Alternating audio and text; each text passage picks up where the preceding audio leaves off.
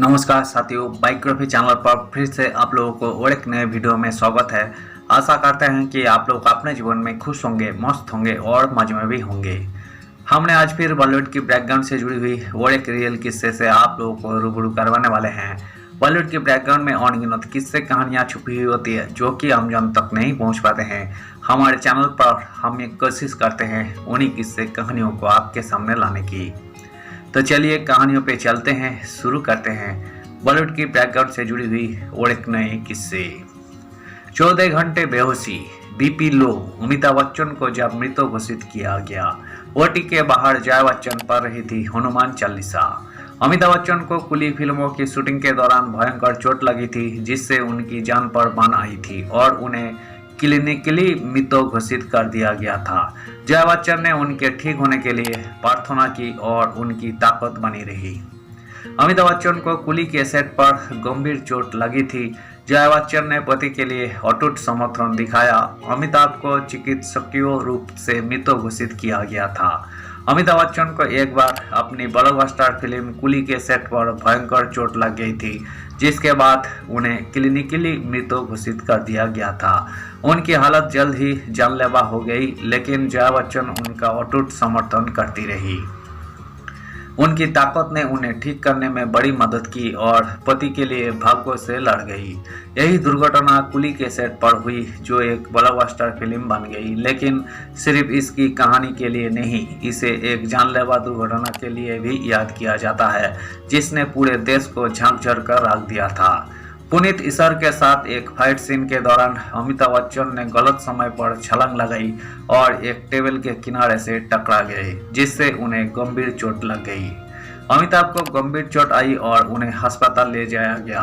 डॉक्टरों ने उन्हें स्थिर करने की कोशिश की लेकिन उनकी हालत बिगड़ती चली गई। एक समय ऐसा आया जब उनकी नब्ज 0 हो गई और उन्हें मृत घोषित कर दिया गया। यही खबर तेजी से फैली जिससे उनके करीबी दोस्त राजीव गांधी सहित उनके दोस्त और आम लोग तक बहुत चिंतित हो गए। देश भर में उनके फैंस ने उनके ठीक होने की प्रार्थना की। कुछ ने उपवास किया जबकि कुछ चमत्कार की उम्मीद में नंगे पैर पवित्र स्थल पर चले गए।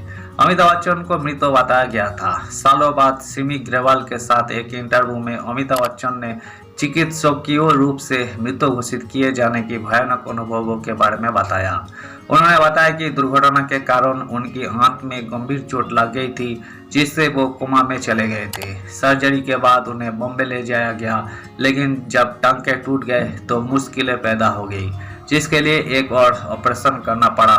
इस दूसरी सर्जरी के बाद वे 12 से 14 घंटों तक बेहोश रहे। उनकी नब्ज लगभग बंद हो गई और बीपी डाउन हो गई।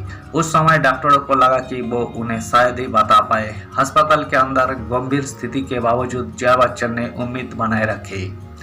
डॉक्टरों ने कहा केवल प्रार्थना करें।